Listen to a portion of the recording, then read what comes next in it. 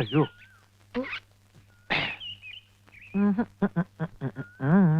പാപ്പഞ്ചേട്ടന്റെ photo പത്രത്തിലുണ്ട്. നോക്കിയേ, മന്ത്രിയുടെ അടുത്ത്. ഈ പത്രക്കാരെ കൂടി ഞാൻ തോറ്റു. ഇങ്ങനെ ഡിസ്റ്റർബ് ചെയ്യോ? ഇതെന്തിനാ എനിക്ക്? കൊണ്ട് തേച്ചോടാ, ഇത് എന്റെ ഒരു സന്തോഷത്തിനല്ലേ. നിന്റെ അപ്പനൊക്കെ ചെയ്ത് ശീലാത്ത ചെയ്തോളാൻ പറയും. പൊക്കോ. ഇത് ഭയങ്കര അത്ഭുതം തന്നെയാണ് കേട്ടോ. നമ്മളെല്ലാരും വളരെ ക്ലിയർ ആയിട്ടുണ്ട്. സുന്ദരശം മാത്രം ഇത് കുന്തം പോലെ ആയി പോയത്. അത് കുന്തം പോലെ അല്ല, അത് കുന്തം തന്നെയാണ്. സുന്ദരേശൻ അതിനകത്ത് ഇല്ലാതുക്ക.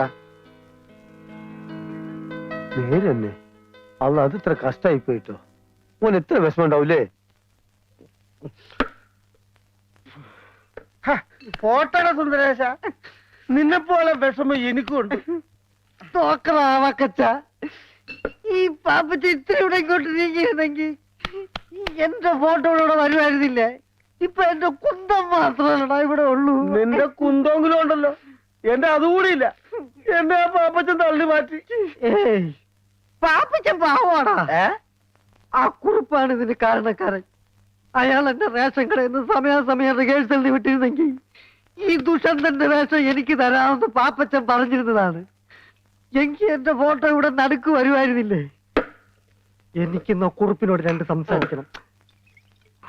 എന്തോന്ന് നാടകം? കണ്ട അമ്പട്ടനും അണ്ടനും അടകോടനും ഒക്കെ ഇവിടെ നാടകം കളിക്കാൻ നടക്കണേ.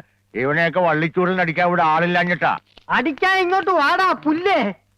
ഞങ്ങളിൽ ഒന്നിനെ തൊട്ടാലേ തൊട്ടവൻ നാറും, റേഷൻ അരിയേക്കാളും നാറും. ഞങ്ങളെ മുഖ്യമന്ത്രിയായിട്ട് അടുപ്പമുള്ളവരാ. തന്റെ ലൈസൻസ് വേണമെങ്കിൽ ഞാൻ ക്യാൻസൽ ചെയ്യിക്കും. താൻ ജോലി എന്നില്ലെങ്കിൽ എനിക്ക് പുല്ലാണോ? ചായം തേച്ച് അഭിനയിക്കാൻ നല്ല ഭംഗിയുള്ളൊരു മുഖവും നല്ല ആരോഗ്യമുള്ള ശരീരവും ദൈവം എനിക്ക് തന്നിട്ടുണ്ട്. കലാകാരൻ മണ്ണെണ്ണയാണോ? മണ്ണെണ്ണ അത് ഈ ലോകം മുഴുവൻ കത്തി പറയും.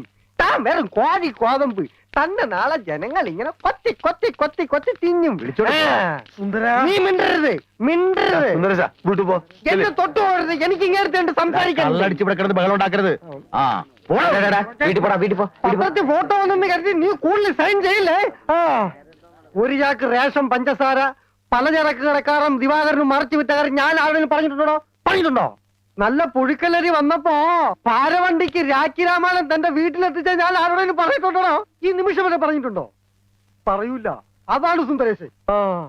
ഒരു ഫുൾ ലീവ് പോയിട്ട് ഒരു പൈന്റ് ലീവെങ്കിലും ഞാൻ തന്റെ അടുത്ത് ചോദിച്ചിട്ടുണ്ടോ? പൈന്റ് പോട്ടെ, ഒരു ക്വാർട്ടർ ലീവ് ഞാൻ ചോദിച്ചിട്ടുണ്ടോ? പാപ്പച്ചൻ പറഞ്ഞാൽ ഞാൻ കേൾക്കും. ജവൻ കലാകാരനാ. കലാകാരന്റെ അടുത്ത് ബഹുമാനമുണ്ട്. നീ പാപ്പച്ച അടുത്ത നാടകത്തിൽ നായകനായിട്ട് അഭിനയിച്ച് എനിക്ക് അവന്മാരുടെ പ്രതികാരം ചെയ്യണം. ശരി ശരി ശരി, നീ വീട്ടിൽ പോ. പറഞ്ഞാൽ ഞാൻ പോവും. ട്രൗസർ ഇടാണ്ട് പോടാ. ഇങ്ങനെ വീട്ടിൽ പോടാ അങ്ങോട്ട്.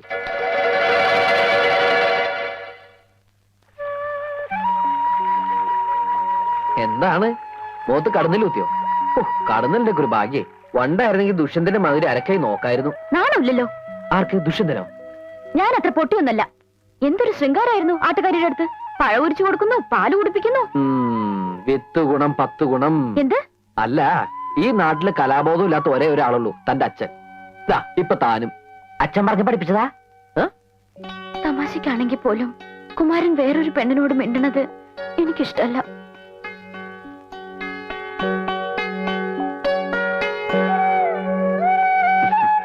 ഞാനും പലപ്പോഴും ആലോചിക്കാറുണ്ട്, നമുക്ക് നമ്മുടെ കുട്ടിക്കാലം മതിയായിരുന്നു. സ്കൂളിൽ പോവുക, മാവേലെറിയ, ആമ്പൽപ്പൂ പറിക്ക, ഓണം, വിഷു, തിരുവാതിര, ഉത്സവങ്ങള് എന്ത് രസമായിരുന്നു.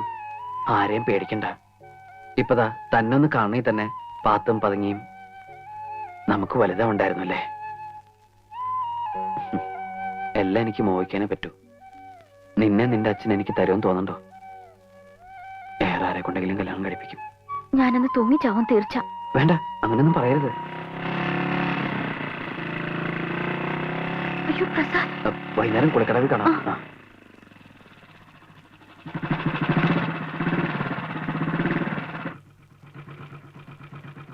എവിടെ പോണടി? വീട്ടില്. അമ്മാന്റെ വീട്ടില്? എനിക്കറിയില്ല. വേണ്ട കേറാൻ. പ്രസാദോ? അമ്മാവന്റെ അമ്മാവിയുടെയും കൂടെ താമസിക്കാന്ന് വിചാരിച്ചിട്ട് കുറെ നാളായി. ഓ, സത്യം പറഞ്ഞ വീട്ടിൽ അച്ഛന്റെ അമ്മയുടെ ഉപദേശം കേട്ട് മടുത്തിട്ടാ ഞാൻ ഇങ്ങോട്ട് വന്നത്. എന്തെങ്കിലും പുതിയ കേസ് നാട്ടിലുണ്ടാക്കിയിട്ടുണ്ടാവും, അല്ലാണ്ട് ഇങ്ങോട്ട് വരില്ലല്ലോ. എന്റെ പെങ്ങളെ കണ്ണീര് കുടിപ്പിക്കാൻ വേണ്ടിയിട്ടാണല്ലോടാ നിന്റെ ഈ അവതാരം തന്നെ. ഇനി ഉപദേശം അമ്മാൻ തുടങ്ങിക്കോ. ഞാൻ ഇവിടെ നിൽക്കുന്ന ഇഷ്ടമില്ലെങ്കിൽ ഇപ്പൊ തന്നെ പോയേക്കാം. അവനൊരു പ്രശ്നം ഉണ്ടാക്കത്തില്ല. എല്ലാവരോടും പറഞ്ഞു പറഞ്ഞ് അവനെ തെമ്മാടിയാക്കുന്നതാ. ആകെ ഇവിടുത്തെ സ്നേഹമുള്ളത് അമ്മാവിക്ക് മാത്രമേ ഉള്ളൂ. അകത്ത് കയറട്ടെ. എടീ, കള്ളും കഞ്ചാവും ആയിട്ട് നടക്കുന്നവനെ ഇങ്ങനെ സ്നേഹിച്ചാലുണ്ടല്ലോ പാത പോലെ എപ്പോഴും വന്ന് കയറും. ഒരാളുടെ ചെലവെന്ന് പറഞ്ഞ നിസ്സാര കാര്യമല്ല. നാളെ മൂലം പെട്രോൾ അടിക്കാനുള്ള കാശും ചോദിച്ചു കൊടുക്കും. 10 പൈസ ഞാൻ കൊടുക്കില്ല. ഒന്ന് വേഗം കയറാ. ഒരു പെണ്ണ് വരുന്ന പറഞ്ഞ മണിക്കൂർ 4 വെള്ളത്തിൽ കിടക്കണേ. എടാ നോക്കിയിരിക്കാതെ വല്ലപ്പോഴൊക്കെ ഇറങ്ങി ഒന്ന് കുളിക്കടാ. അയ്യടാ ഞാൻ കുളിച്ചതാ. തമാശക്കാരൻ അവന്റെ എന്റെ മുണ്ട് വളർത്തിട്ട് എടുത്ത് പിടിച്ചിട പയ്യങ്ങോട്ട് വരാൻ മുണ്ട് പിടിച്ചിട.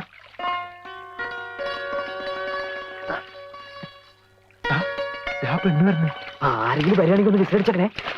അത് ഞാൻ ഏറ്റവും മോനെ.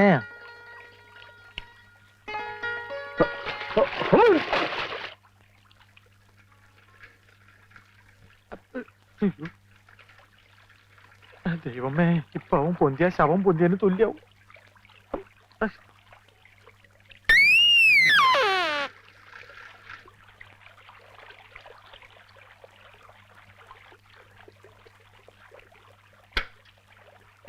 നിന്നോട് ഞാൻ പലവട്ടം പറഞ്ഞിട്ടില്ല ഇവിടെ ഒന്ന് കുളിക്കരുതെന്ന്.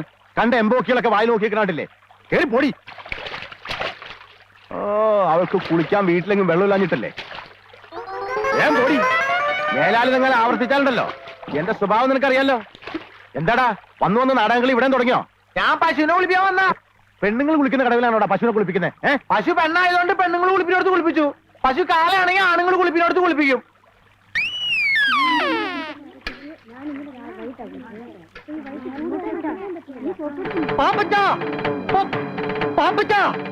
എന്താടാ പാപ്പച്ചന്റെ അമ്മ?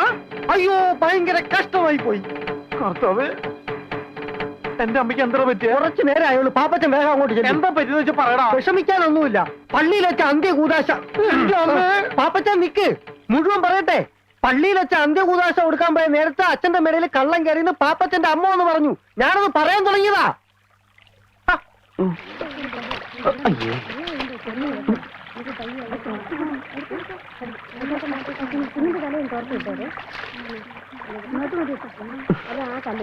പാമ്പൊന്നും വരില്ലേ?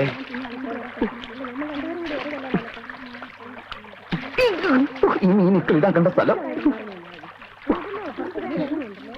ഏത് സമയത്ത് തോന്നിയതാണ് കുളിക്കാൻ അറിഞ്ഞ. കാലനും കലികാലം കൊള്ളാം. നല്ല കാച്ചിങ് ടൈറ്റിൽ.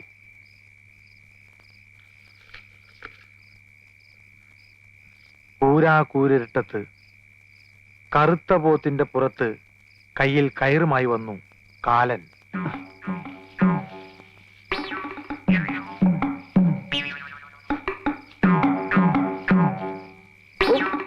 പാപ്പച്ച, പാപ്പച്ച, ആരാ? നിന്റെ കാലൻ. ഒന്നാക്കി വേടാ. കാലനോ? ഇത്ര പെട്ടെന്ന് വന്നോ?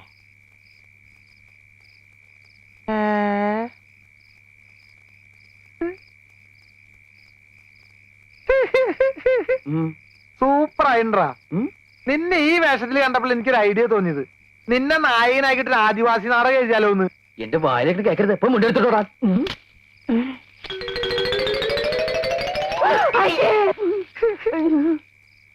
ആദിവാസി നാടകം മാത്രല്ലടാ, ആദിഭാവത്തിന്റെ സെക്കൻഡ് പാർട്ട് എടുത്താലൊന്ന് ആലോചിക്കാ.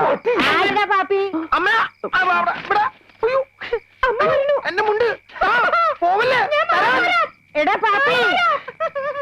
അമ്മ അങ്ങോട്ട് പോ. അമ്മ അങ്ങോട്ട് വരല്ലേട്ടോ. ഇങ്ങോട്ട് വരില്ല അമ്മേ. ഏത് പെണ്ണാണ് ഓടിപ്പോയത്?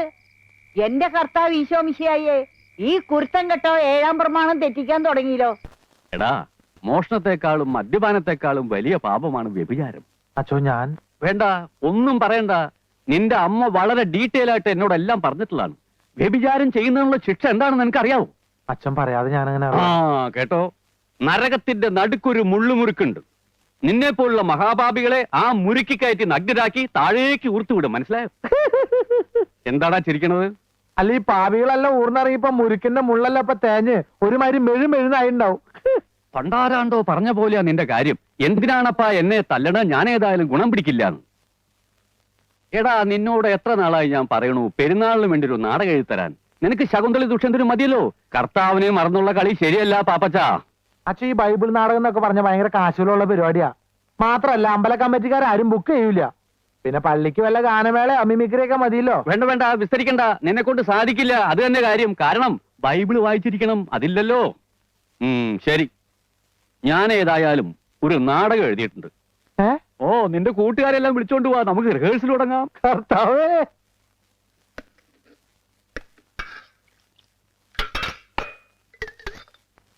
സ്വന്തമായിട്ടൊരു നാടക ട്രൂപ്പ് തുടങ്ങണമെന്നായിരുന്നു ആഗ്രഹം. എന്ത് ചെയ്യാം, ഇറക്കാൻ കാശ് വേണ്ടേ? എടാ, എനിക്ക് നായകവേഷം തരുമെന്നുണ്ടെങ്കിൽ ഈ ചായപ്പൂടെ വരെ വിറ്റ് ട്രൂപ്പ് തുടങ്ങാമെന്ന് സമ്മതിച്ച ആളല്ലേ ഞാൻ. ചതിക്കല്ലേ അബ്ദുക്ക, നിങ്ങൾ ഈ ചായക്കട വിറ്റാ പിന്നെ ഞാൻ അവിടെ പോയി പണിയെടുക്കും. ആരുടെ പുതിയ ന്യൂസ് ഉണ്ട്. ഫാദർ വട്ടക്കുഴി എല്ലാരും പള്ളിയിലോട്ട് ചെല്ലാൻ പറഞ്ഞു. ഫാദർ പുതിയ ആളെന്ന് തുടങ്ങി. അസ്തദിക്കുകൾ കിടിലം കൊള്ളുമാറ് റോമിന്റെ കവചിത കരസേനയുടെ കടന്നാക്രമണത്തിൽ അഹന്തയുടെ സന്തതിയായ നീറോയുടെ ചട്ടങ്ങളെ ചുട്ടരിക്കാൻ ശ്രമിക്കുന്ന എന്റെ സർപ്പസന്തതികളെ,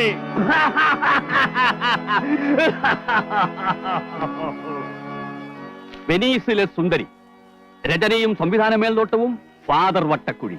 പാപ്പച്ചൻ വരുന്നത് സംവിധാനം ചെയ്ത് തന്നാ മതി. വേദന കൊണ്ട് പുളയുന്ന അടിമ പറഞ്ഞു, അടി അടി അടി, നിന്റെ ചാട്ടുവാറുകൾക്ക് വിശ്രമം കൊടുക്കാതെ അടി. മനുഷ്യനെ കൊണ്ട് ചവിട്ടിമതിക്കുന്ന ദുഷ്ടസന്തതി, നിന്റെ ബലം ക്ഷയിക്കുന്നത് വരെ അടി. കലക്കി വെച്ചോ, പാപ്പച്ചനെഴുതിയ നാടകത്തിനേക്കാളും ഉഗ്ര നാടകം. അടിമയുടെ വേഷം ഞാൻ ഇപ്പോഴേ ബുക്ക് ചെയ്തിരിക്കുന്നു. നിനക്ക് ഞാൻ യേശുക്രിസ്തുവിന്റെ വേഷം തരാം. എന്താ? അല്ല, ഇവനാകുമ്പോ കുരിശിന് പകരം രണ്ട് ഈർക്കിൽ വെച്ച് കെട്ടിയാ മതിയല്ലോ. ഇവിടെ വേഷങ്ങൾ തരാനും തീരുമാനിക്കാനും ഞാൻ അച്ഛനുണ്ട് കേട്ടാ. അല്ല, അതൊക്കെ കണ്ടില്ലല്ലോ. അച്ഛൻ ട്രൂപ്പ് തുടങ്ങി അറിഞ്ഞപ്പോഴേ നായിക ബുക്ക് ചെയ്യാൻ പോയിരിക്കുക. ഓഹോ, ആ, ഇതെല്ലാം കണ്ടുകൊണ്ട് സുന്ദരിയായ രാജകുമാരി മന്ദം മന്ദം നടന്നു വരുന്നു. വേദനയോടെ താഴെ കിടക്കുന്ന അടിമയുടെ കൈകളെടുത്ത് രാജകുമാരി ചുംബിക്കുമ്പോൾ, നീയാണ് അടിമ. രാജകുമാരി ചുംബിക്കുമ്പോൾ അവിടെ ഒരു ഗാനം ആരംഭിക്കുന്നു.